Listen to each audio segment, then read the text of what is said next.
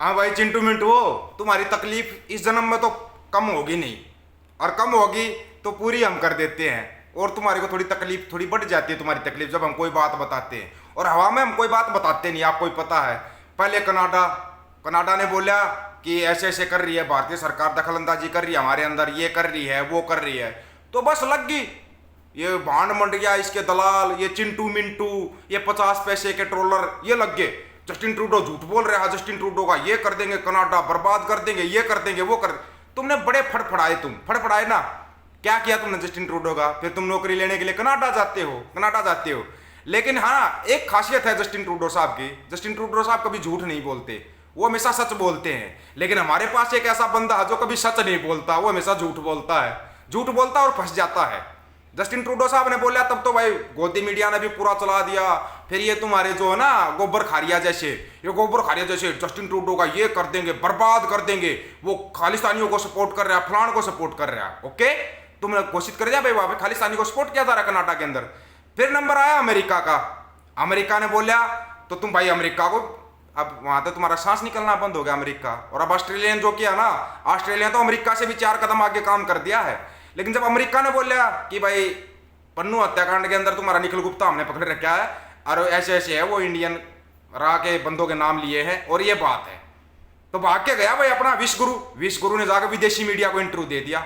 ऐसी छोटी मोटी बातों से हमारे रिश्ते खराब नहीं होंगे, रिश्ते खराब नहीं, तुम्हारी जिंदगी भी खराब होगी। तुम्हारी तो क्या खराब होगी जिंदगी, जिंदगी तो इन देशवासियों की खराब होगी जिनके ऊपर बैन लगेगा ना। जब महंगाई बढ़ेगी तब इस देश की समझ में आएगा, जब हाहाकार मचेगा ना तब इस देश को समझ में आएगा कि तुम्हारे साथ हो क्या गया। अभी तो ठीक है, ये चिंटू मिंटू के बहकावे में आकर ये चले हुए हैं, कर रहे हैं जो कुछ भी कर रहे हैं। पहले अब तुम्हारे को बताते हैं ऑस्ट्रेलिया ने क्या किया। ऑस्ट्रेलिया का झटका सुनो पहले तो। ऑस्ट्रेलिया ने तो कमाल का झटका दे दिया। देश में राजनीतिक नेटवर्क में घुसपैठ की कोशिशों की रिपोर्ट के बाद कम से कम 4 भारतीय जासूसों को, रो वालों को, ऑस्ट्रेलिया से निष्कासित कर दिया गया है। पूर्व दक्षिण एशिया संवाददाता अवनी डायस का कहना है कि मोदी प्रशासन ऑस्ट्रेलिया सांसदों को प्रभावित करने के लिए जासूसों का घोंसला बना रहा है, जबकि भारत सरकार का विरोध करने वाले भारतीय ऑस्ट्रेलियों को धमकियां भेज रहा है। कमाल नहीं हो गया? कमाल, इससे भी बड़ा कमाल तो आपको दिखा जो अवनी डाइस ने बोलिया है। अवनी डाइस ने बोलिया कम और छोलिया जाता है, छील के रख दिया। तुम्हारे ना तुम्हारे पापा को ऐसा छील दिया, बिल्कुल बकायदा नाम लेके छीलिया है। तुम क्या कर रहे हो? तीसरी बार बन गए, तीसरी, वो देखो तीसरी बार का कैसे जलूस निकाल दिया उसने। अवनी डाइस नाम ना बहुत सालों तक याद रहेगा तुम्हारे को, अवनी डाइस नाम है उसका। अब अवनी डाइस ने क्या किया वो थोड़ा सुनो, ये सुनने लायक है, सबको सुनना चाहिए जो अवनी डाइस ने बोलिया है। और क्या बोलिया है, मतलब कि कमाल कर दिया। अब समस्या यहाँ पे एक और आएगी। अब हमारे जो चिंटू मिंटू हैं, हमारे चिंटू मिंटू को क्या है, इंग्लिश नहीं आती है ना, इनको इंग्लिश नहीं आती और वो हिंदी में नहीं बोल सकते, ठीक है, वो हिंदी में बोल नहीं सकते। चिंटू मिंटू को इंग्लिश नहीं आती, लेकिन इंग्लिश में क्या बोला है, जो पढ़े लिखे हैं वो तो समझ जाएंगे, उनको तो खैर समझ में आ जाएगा, ठीक है ना, लेकिन चिंटू की समझ में नहीं आएगा। सुनो। Operatives were asked to leave Australia after their so-called nest of spies was disrupted.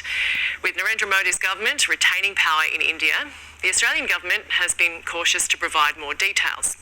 So that's what tonight's program set out to do. Avani Dias is the reporter behind it and joins us now. Avani, these spies are accused of trying to steal defence and trade secrets, monitoring the Indian diaspora here. What details did you find out about them and what they were doing here?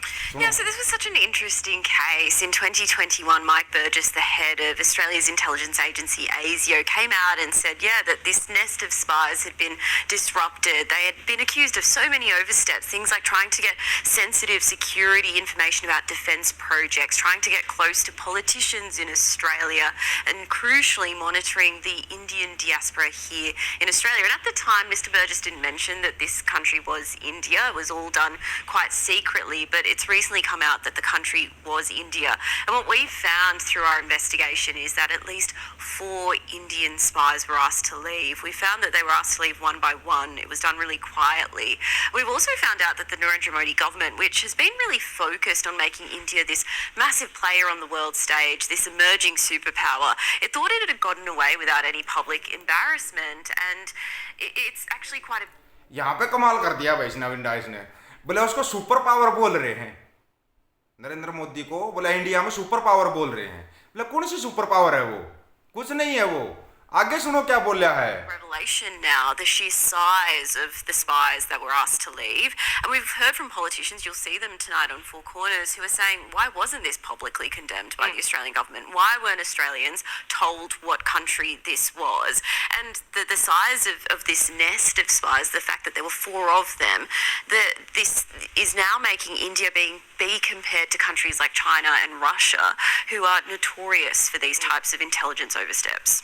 And why was it so quiet? What was in it for Australia to keep that secret? So Australia has been really focused on building relations with India. Over the last decade or so, Australia has seen India as this enormous economic power, which is true. There's a whole lot of potential there. We're seeing trade blossoming between these two countries. India's also now seen by Australia as an important alternative to China in the region. There's a lot of concern about China's growing presence in the region, and so all these security and defence pacts have been signed by Australia in order to get closer to India. So what people are saying is that that relationship, that political element of the relationship, was prioritised over actually holding India to account when it came to these intelligence issues. We've also spoken to people in the Sikh community here in Australia, people who support a separate state being created and breaking away from India. It's a global movement. There are many Australians who support the movement here as well, and many of them have told us that they've been threatened by Indian authorities. So the Australian government has told us that it's really concerned about these allegations. I mean, you touched on this a moment ago, but the spies being accused of developing close relationships with current and former politicians here. What did you uncover with that? So, you know, after we heard these allegations, we started digging into what the Narendra Modi government and its allies, these groups, how they are operating here in Australia. And the BJP, which is Narendra Modi's party, it really sees the Indian diaspora in countries like Australia as an important, influential body that it wants to keep on side. आपको पता है ये बात किसके लिए बोल रही है? सिखों के लिए बोल रही है। अगर नहीं पता हो ना तो बता देते हैं मोटा मोटा। सिखों के लिए बोल रही है, ये सिखों के फेवर में बोल रही है। जो सिखों के साथ हो रहा है ना, उसके लिए बोल रही है अपनी डायस। ये खुल के बोल रही है, बिल्कुल खुल के। अब समस्या ये चिंटू मिंटू को इंग्लिश नहीं आती, अब कहाँ कहाँ जाएं, ये क्या क्या करें। ये स्कूल में जाते तो थोड़ा बहुत समझ भी लेते कि सिखों के साथ हो क्या रहा है, सिखों के साथ क्या गलत कर रहा है नरेंद्र मोदी। इसने बिल्कुल खुल के बता दी, एक एक बात खुल के बोल दी। अभी भी आप लोगों को समझ में नहीं आया। वीडियो तो ये बहुत बड़ा है, पूरा सुनोगे तो तुम्हारी धज्जियां उड़ाई हैं, और ऐसी धज्जियां उड़ाई है तुम्हारा जो डंका है ना तुम्हारे पापा का, डंका पति का डंका बिल्कुल तोड़ के फोड़ के कोने में लगा दिया इसने। कोने में जो तुम चला रहे हो ना, ये 2 रुपये के ट्रोल वाले और जो ये भांड मंडिया और इसके दलाल दिन रात पापा पापा पापा पापा का करते रहते हैं, इन सब के ऊपर बोल दिया इसने कि वहां पे इस तरीके से दिखाया जा रहा है जैसे तो बहुत बड़ी सुपर पावर। वो कुछ नहीं, वो धोखेबाजी से करता हर काम धोखेबाजी का। वो तो सामने आ रहा है। एलन मस्क ने बोल दिया कि अमेरिका में चुनाव होंगे तो बैलेट पेपर पे होंगे, ईवीएम हैक हो जाती है, फोन से हैक हो जाती है। लेकिन यहाँ पे ये सब कोई नहीं मानता। चिंटू मिंटू तो बिल्कुल नहीं मानेंगे। चिंटू मिंटू पता पापा ने जो बोल दिया फाइनल है ना चिंटू, तुम मानना भी मत किसी की। बाकी और जो साथी हैं अपनी राय रखना, आपकी राय का इंतजार रहेगा। कैसे डंका फूट रहा डंका पति का, इसके बारे में आप लोगों को क्या राय है भाई? आपकी राय रखना, आपकी राय का बड़ा इंतजार रहेगा। आपकी राय से ही आगे का वीडियो बनाएंगे। सभी साथियों को राम राम, नमस्कार, आदाब, सत श्री अकाल। वीडियो को ज्यादा से ज्यादा शेयर, चैनल को सब्सक्राइब और बेल आइकन को दबाना दोस्तों। ऑफिशियल दीपक फौजी यूट्यूब चैनल, बात हक और सच की करेंगे। हक सच की बात हम करेंगे। वीडियो को शेयर करने की जिम्मेवारी आप लोगों की है। गज के आखो, वाहिगुरु जी का खालसा, वाहिगुरु जी की फतेह।